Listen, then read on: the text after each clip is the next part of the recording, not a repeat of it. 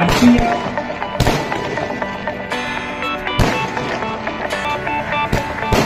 राजकारणाचा वसा लागलेला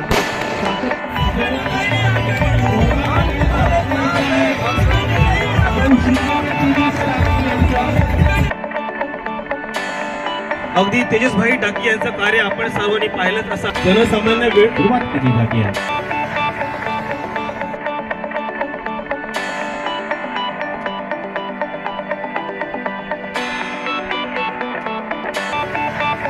मतदारसंघातून उभ्या सौ श्रीकन्या तेजस डाकी या अपक्ष उमेदवार आहेत, अधिकृत उमेदवार आहेत आणि ज्या आज आपल्या उरणच्या समाजसेवाचे एक वसा लाभणारे श्री तेजसभाई डाके आणि त्यांचा जर तुम्ही परिवार, त्यांची हिस्ट्री, त्यांचा इतिहास जर जाणलात तर त्यांच्या घराण्यामध्ये सुद्धा राजकारणी पुढारी आहेत. सातत्याने समाजाचे देणं घेणं, समाजाची सेवा, एकनिष्ठ हे त्यांच्या घराण्यामध्ये आहे आणि नक्कीच तो वसा सातत्याने आपण पाहतोय तेजसभाईंच्या रूपाने आणि सौ श्रीकन्या ताईंच्या रूपाने. आणि तोच वसा घेऊन आज या 190 उरण मतदारसंघातून उभ्या राहिलेल्या अपक्ष उमेदवार सौ श्रीकन्या तेजस डाकी. त्यांची निशाणी आहे गॅस सिलेंडर.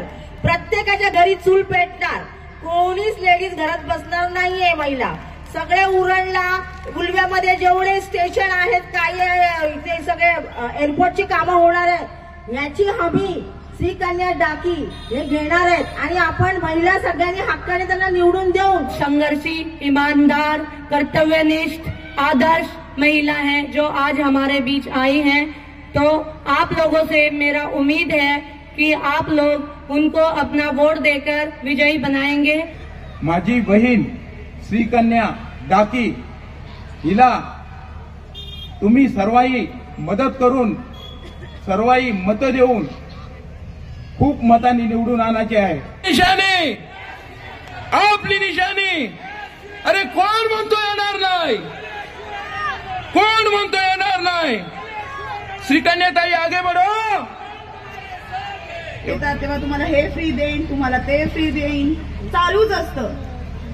पण कोणताही पक्ष नसताना किंवा कोणतंही पद नसताना स्वतःच्या खर्चाने दुसऱ्याला मदत करण्यासाठी खरंच खूप मोठं मन लागतं. जसं की तुमच्या दारामध्ये जेव्हा गणपती वर्गणी मागण्यासाठी येतात किंवा देवी बसल्यानंतर देवीची वर्गणी मागण्यासाठी येतात, अगदी पाकिटातून 100 रुपये काढताना सुद्धा अगदी जीवावर येतं. पण इथे कोणाला काही प्रॉब्लेम असतील, काय असेल, तेव्हा सगळ्यांना तेजसदादांची आठवण येते. मग जर आता त्यांची मिसेस उभी राहिलेली आहे, एक तुम्ही इथे येऊन जो काही सपोर्ट देताय त्यांना, तो सपोर्ट त्यांना तुम्ही निवडणुकीमध्ये वोट करून द्या. मी 20,000 देईन, मी 25,000 देईन. मी या 3 नेत्यांना चॅलेंज देतोय की तुम्हाला तुमच्या आई वडिलांची शपथ आहे, तुम्हाला तुमच्या आई वडिलांची शपथ आहे, पैसे न वाटप करता निवडणूक लढवा.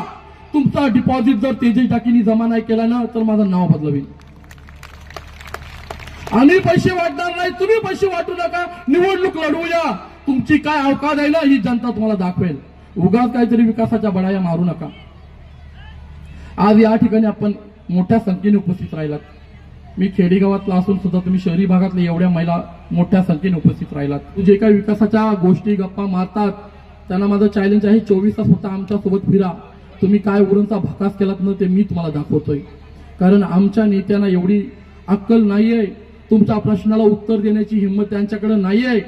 परंतु प्रत्येक प्रश्नाचं उत्तर या तेजस डाकीकडे आहे. खूप खूप अभिवादन, आभार मानते की मला तुम्ही एवढा सपोर्ट केलात. आल्याबद्दल अपेक्षेबाहेरही तुम्ही मला उपस्थिती दाखवली, त्याबद्दल मी तुमचे मनपूर्वक आभार मानते. की ही लढाई माझी एकटीची नसून आपणा सर्वांची, महिलांची आहे, नारी शक्तीची आहे.